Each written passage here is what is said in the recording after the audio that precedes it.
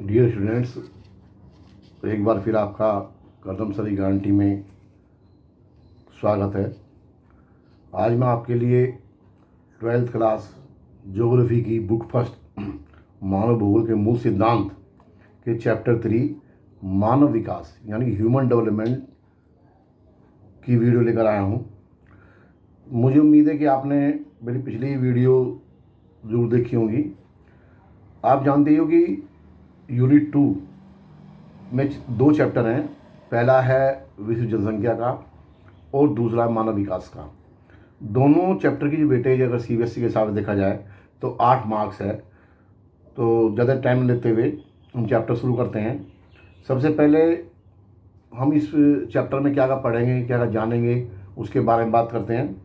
जैसे मानव विकास क्या है, इसकी परिभाषा क्या है, दूसरा वृद्धि और विकास क्या है, सार्थक जीवन क्या है, या मानव विकास के स्तंभ क्या हैं, उसके उपागम क्या हैं, मानव विकास सूचकांक क्या है और मानव विकास का मापन हम किस तरह कर सकते हैं।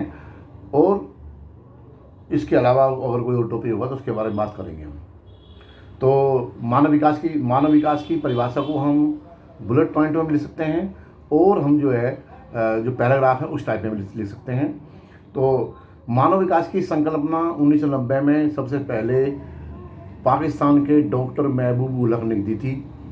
तो डॉक्टर महबूब उल हक, नाम याद रखना, ये डॉक्टर महबूब उल हक ने दी थी और जिसका समर्थन जो है डॉक्टर अमर्त्य सेन ने किया था। मानव विकास का, अब ये एक लाइन होगी आपकी, दूसरी लाइन, मानव विकास का तात्पर्य लोगों के विकल्पों में वृद्धि करना है। नंबर 1 बात होगी। नंबर 2, उनके जीवन में सुधार लाना है। तो और नंबर 3, वह व्यक्ति की, किसी व्यक्ति के जीवन में मानव विकास गुणात्मक परिवर्तन यानी क्वालिटी चेंज को दिखाता है। और मानव विकास आप समझ गए होंगे कि जब हमारे पास ज़्यादा विकल्प होंगे, हमारे पास ज़्यादा मतलब विकल्प होंगे तो हम जो जीवन में सुधार अपना ला सकते हैं। हमारे पास जो है हमारी जो क्वालिटी चेंजिंग वो हो सकती है। तो मानव विकास की परिभाषा आपको समझ में आ गई होगी। 3 लाइन आप खाली आपको लिखनी है। मानव विकास क्यों महत्वपूर्ण है? यह मानव विकास, जब मनुष्य अपना विकास करेगा तो अपने परिवार का, समाज का और देश का आर्थिक विकास हो जाएगा। इसलिए जो है मानव विकास बेहद जरूरी है। दूसरा पॉइंट, इसमें मनुष्य की अपनी इनकम तो बढ़ती ही बढ़ती है, दूसरे राष्ट्र की इनकम भी में वृद्धि होती है। तो ये दूसरा पॉइंट होगा। तीसरा, जब मानव विकास होगा तो देश में योग्य, कुशल, प्रतिभावान व्यक्ति होंगे जो देश के रिसोर्सेज हैं उनका जो है पूर्ण कुशलता से उपयोग करेंगे और नई नई तकनीक विकसित होगी। तो ये जो है मानव विकास इसलिए अब महत्वपूर्ण है। आप इस बात को समझिए होगा। ये भी इसमें 2-3 लाइन लिखनी है। अगला जो है, अब सार्थक जीवन क्या है? सार्थक जीवन का मतलब है कि मनुष्य का जीवन किसी न किसी उद्देश्य के लिए हो, अच्छे काम के लिए हो। सार्थक जीवन का मतलब ये है, एक ये भी है कि व्यक्ति का जीवन चाहे लंबा ना हो, बड़ा ना हो, लेकिन उसमें एक उद्देश्यपूर्ण हो, समाज का इसमें भला होता हो, लोग जो है स्वस्थ हों और अपने और विवेक और बुद्धि का विकास कर सकते हों और वे अपने समाज में खुद अपना रोल प्ले, प्रतिभागिता जो है उसे करें और अपने उद्देश्य को पूरा करने में सभी मनुष्य स्वतंत्र हों और तभी सार्थक जीवन होगा। ठीक है भाई? तो ये आपकी समझ में आ गया होगा। सार्थक जीवन भी ये छोटी छोटी परिभाषा सी है, ये आपकी बहुत सिंपल है, ये आप समझ गए होंगे। अब नेक्स्ट है वृद्धि और विकास। ये इंपॉर्टेंट टॉपिक है। इसमें कई बार पेपर पूछा भी गया है। इसका अंतर भी कई बार पूछ जाता है, कई बार इसकी डायरेक्ट परिभाषा पूछ लेते हैं। तो आप इसको चाहे मतलब कॉपी में लाइन बीच में खींच लो और एक तरफ वृद्धि लिख दो, एक तरफ विकास लिख दो, यानी ग्रोथ और डेवलपमेंट। और चाहे आप इसको ऐसे टाइप में लिख लो जैसे आपकी इच्छा हो। जैसे वृद्धि और विकास के बारे में बता रहा हूँ मैं। तो पहले बात वृद्धि की है। तो वृद्धि जो मात्रात्मक है और मूल्य निरपेक्ष है, नंबर 1 लाइन होगी। दूसरी, वृद्धि धनात्मक है और ऋणात्मक दोनों हो सकती है।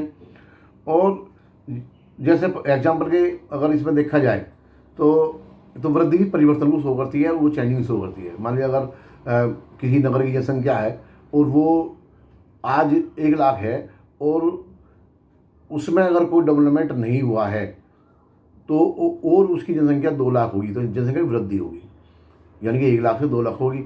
लेकिन अगर उसमें डेवलपमेंट हो गया है, उसमें नाली, सड़क या जो इंफ्रास्ट्रक्चर है वो बन गया है, विकास कार्य हो गए हैं, तो वो विकास हुआ। विकास का मतलब है गुणात्मक परिवर्तन से है, जो कि वृद्धि में क्या था, मात्रात्मक है। इसमें गुणात्मक है, क्वालिटी चेंज है। इसका मतलब है कि विकास तब तक नहीं हो सकता जब तक कि जो आपकी वर्तमान दशा है उसमें सुधार ना हो, उसमें वृद्धि ना हो। विकास उस समय होता है जब जब वृद्धि सकारात्मक हो और इसमें गुणवत्ता में सकारात्मक परिवर्तन होता है। तो आपको ये समझ में आ गया होगा, वृद्धि और विकास में 3 पॉइंट है, 3 नंबर का जाया जा सकता है। आप इसमें इस अंतर को लिख सकते हैं। ठीक है भाई, तो ये आपकी छोटी छोटी परिभाषा दी थी जो मैंने आपको बता दी। अब इसमें जो मेन टॉपिक है, अब आगे आ रहे हैं। जैसे मानव विकास के स्तंभ। मानव विकास के स्तंभ 4 हैं, और ये जो पेपर में 5 नंबर का क्वेश्चन अक्सर आता है, 3 नंबर में आता है तो, लेकिन ये अक्सर 5 नंबर में आता है। मानव विकास की परिभाषा पूछ लेते हैं, या किसी की परिभाषा, सार्थक जीवन की या वृद्धि विकास की ये परिभाषा पूछ ली, और साथ में मानव विकास के स्तंभ बोलिए, पूरा 5 नंबर का हो गया। तो मानव विकास के स्तंभ 4 हैं, आपको 4 लिखने हैं। नंबर 1 समता है। समता का मतलब इक्वलिटी, यानी कि समानता। समानता का आपके, मुझे उम्मीद है कि आपके पास किताब भी होगी, तो किताब में आप देखोगे कि समता का मतलब है कि प्रत्येक व्यक्ति को जो उसके उपलब्ध अवसर हैं वहाँ तक उसकी बिना किसी भेदभाव के, बिना किसी अड़चन के, वहाँ तक उसकी समान पहुँच होनी चाहिए, ऐसी व्यवस्था करना, वो समता कहलाता है। यानी कि फिर इसका मतलब ये है कि लोगों को जो उपलब्ध अवसर हैं, लिंग, प्रजाति, आय और बात के संदर्भ में जाति के भेदभाव के विचार के बिना समान होने चाहिए। जैसे फॉर एग्जाम्पल इसमें दिया हुआ कि अगर किसी देश में ये जानना हो कि ड्रॉप आउट बच्चे, यानी कि स्कूल छोड़ने वाले बच्चे कौन सी कम्युनिटी से आते हैं या कौन से वर्ग से आते हैं, तो अक्सर देखा गया है कि ज़्यादातर या तो लड़कियां अपनी एजुकेशन को बीच में छोड़ देती हैं, या जो वंचित वर्ग के बच्चे हैं वो पढ़ाई को छोड़ देते हैं, जो सामाजिक और आर्थिक रूप से पिछड़े हुए हैं। दूसरा है इसमें सतत पोषणीयता। सतत पोषणीयता का मतलब है निर्वहन। ये आपने पहले पढ़ा हुआ है कि प्रत्येक पीढ़ी, इसका मतलब है कि प्रत्येक पीढ़ी को हमें समान अवसर मिलना चाहिए। सतत का मतलब है लगातार। पोषण का मतलब है कि जो उसका पोषण है या जो उसका वो है निर्वहन के समान है, वो सब मिलते रहने चाहिए अगली पीढ़ी तो पीढ़ी को भी। ऐसे नहीं कि हम जो है बेफिजूल में या व्यर्थ में ही हम जो है पर्यावरण को ध्यान न रख के भी हम जो मानव संसाधन का जो वो उपयोग है उसको ढंग से ना करें, तो ये सही बात नहीं है।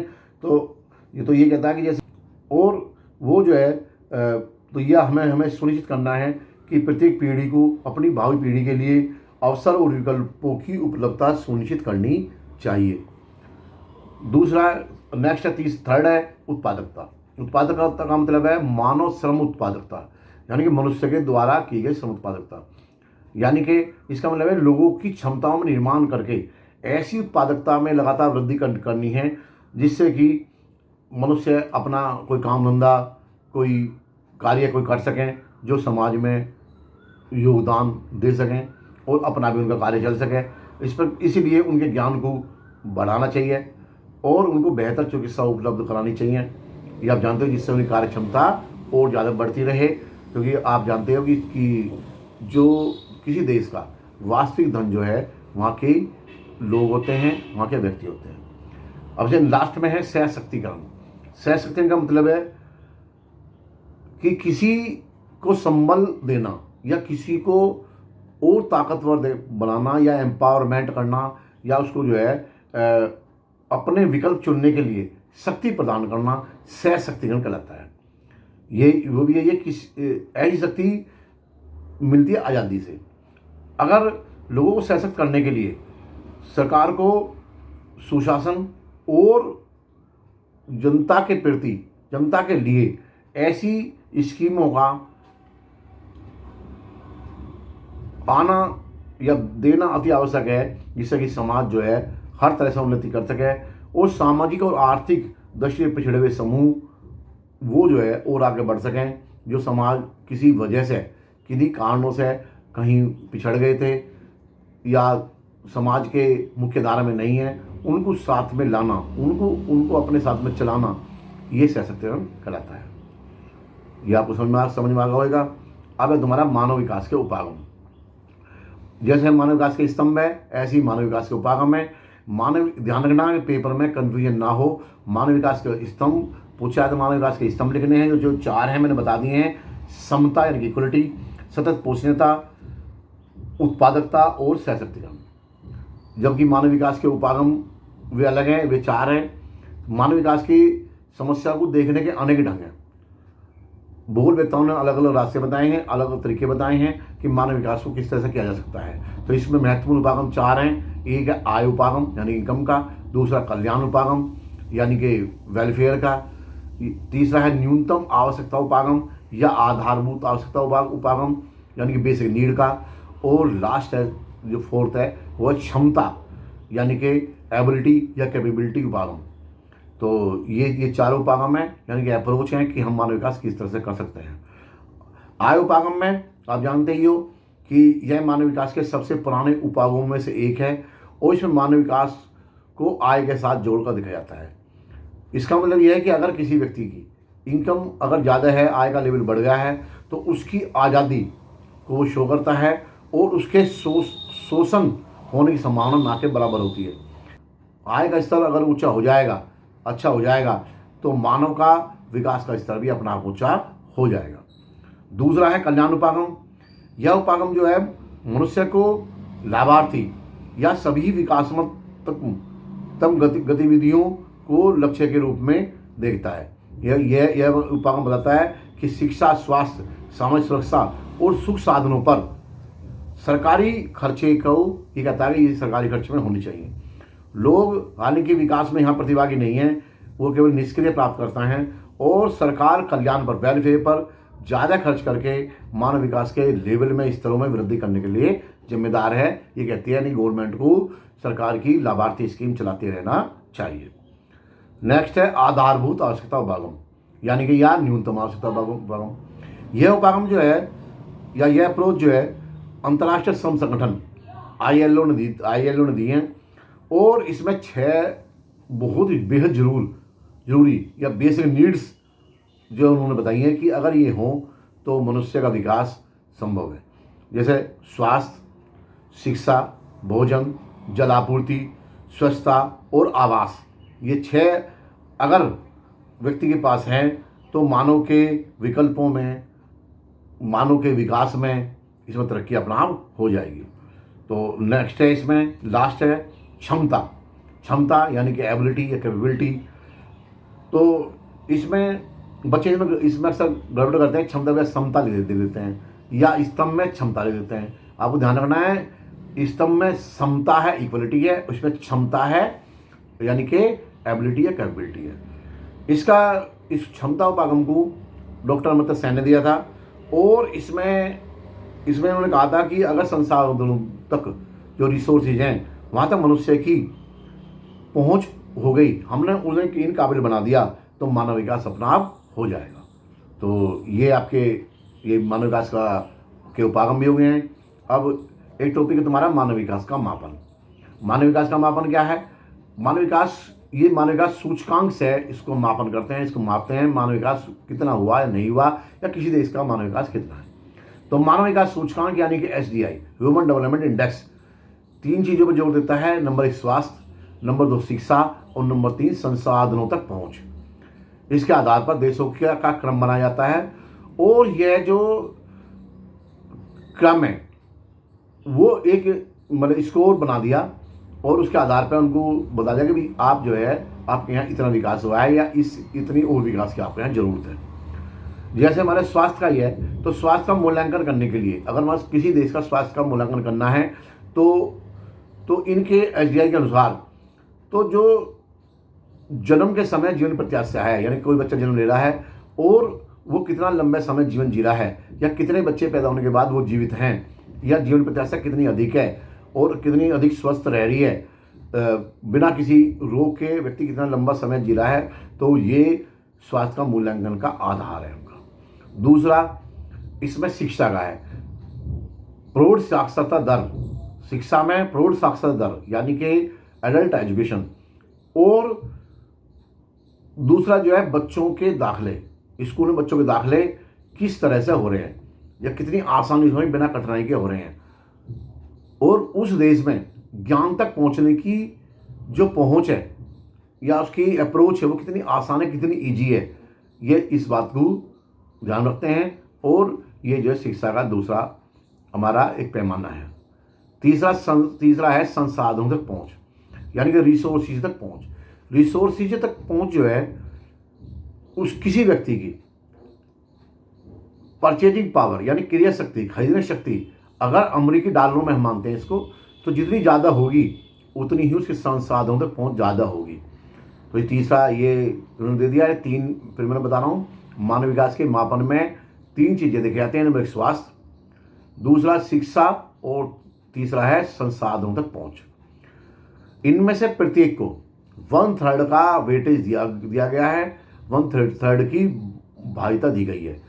और इनका जो कुल योग है वो जो है जो हर एक का उनको जोड़ लेंगे। वैसे स्वास्थ्य में इनका इतना वेटेज है और शिक्षा में इतना है और संस्थान तक पहुँच में इतना है। फिर बताएंगे कि हाँ भाई आप जो है मतलब किस स्तर पर और किस क्षेत्र में आपको जो है ज़्यादा काम करने की ज़रूरत है किसी भी देश को। तो जैसे जो मैंने बताया था, जो स्कोर है 0 से 1 के बीच में है पैमाना, जो 0 से 1 के बीच में है। तो स्कोर 1 के निकट जितना अधिक होगा तो समझ लो मानव विकास का स्तर उतना ही ज़्यादा होगा। इस प्रकार 0.983 मैक्सिमम स्कोर है और 0.268 मानव विकास का बेहद लो स्कोर है, यानी कि अत्यंत निम्न स्तर का स्कोर माना जाएगा। इसका मतलब यह है 0.268 से 0.983 के बीच में ही सारे देश हैं। फिर मैं लास्ट में ये कहूँगा, चैप्टर तो पूरा हो गया है, कि आप जो है कदम शरीर गारंटी जो चैनल है इसको सब्सक्राइब करो, इसको और शेयर करो और लाइक करो और अपने दोस्तों को बताओ जिससे उनका भला हो सके। बहुत बहुत धन्यवाद।